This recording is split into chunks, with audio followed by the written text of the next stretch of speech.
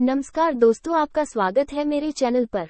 सर्दी अभी पूरी तरह से गई भी नहीं है और मच्छरों का प्रकोप तेजी से बढ़ने लगा है।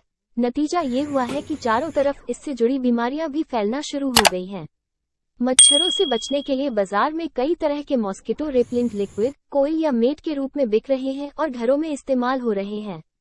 आपने कभी ध्यान दिया है कि मच्छरों को भगाने के लिए रोजाना आपको घर में कॉइल जलानी पड़ती है या फिर मशीन ऑन करनी पड़ती है, लेकिन मच्छर है कि न तो मरते हैं और न ही भागते हैं।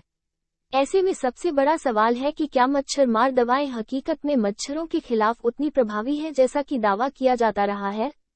कैसे काम करती है मॉस्किटो रीफिल मशीन? अलग अलग मॉस्किटो रेपेलेंट अलग अलग ढंग से काम करते हैं। कुछ मच्छरों को भगाते हैं जबकि कुछ मार देते हैं। सबसे ज्यादा लिक्विड मॉस्किटो रेपेलेंट का इस्तेमाल किया जाता है। मॉस्किटो रेपेलेंट में एक मिश्रित लिक्विड होता है जो हल्का गर्म होते ही वाष्प में बदल जाता है।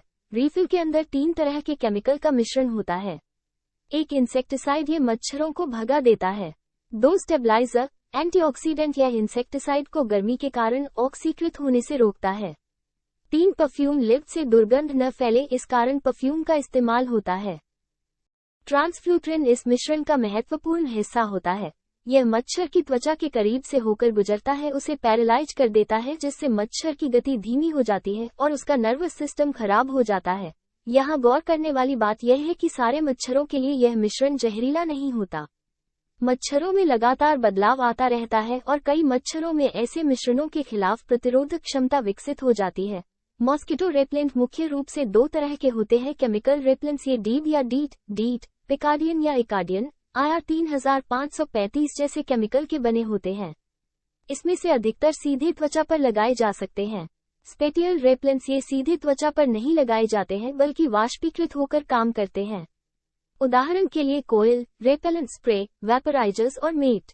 नाकाम क्यों साबित हो रहे मॉस्किटो रेपेलेंट्स? हैरान करने वाली बात है कि इतनी एडवांस टेक्नोलॉजी के बावजूद मॉस्किटो रेपेलेंट बेअसर क्यों होते जा रहे हैं। दवाइयों की जांच करने वाले संस्थान श्रीराम टेस्टिंग लेबोरेटरी के मुताबिक इसकी 3 प्रमुख वजह हो सकती है। पहली, हर साल मच्छरों की अलग अलग प्रजातियां फैलती हैं, जैसे कि Aedes mosquito, Anopheles mosquito, Culex mosquito, Culiseta, Mansonia, Psorophora, Toxorhynchites, Wyeomyia आदि। एक ही तरह का रेपेलेंट सभी पर प्रभावी नहीं होता है।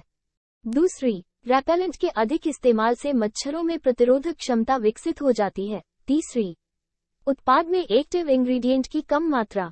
कई बार कंपनियां खर्चे बचाने के लिए इन उत्पादों के मिश्रण में बदलाव कर देती हैं। ये हैरान करने वाली वजह है। वहीं ऑल इंडिया केमिस्ट फेडरेशन के कैलाश गुप्ता का मानना है कि मॉस्किटो रेपेलेंट के प्रभावी न होने की वजह दरअसल प्रदूषण है। साथ ही AC के चलने की वजह से भी कई बार मॉस्किटो रेपेलेंट ज्यादा प्रभावी नहीं होता। AC रेपेलेंट का धुआं अपनी ओर खींच लेता है। मॉस्किटो रेपेलेंट बनाने वाली कंपनियों के खर्चे कम करने के चलते इंग्रेडिएंट में कमी करने के आरोप से इनकार किया। नीचे कमेंट करके बताएं आपको कैसी लगी जानकारी। अगर आपने मेरा चैनल सब्सक्राइब नहीं किया तो कर दीजिए। धन्यवाद।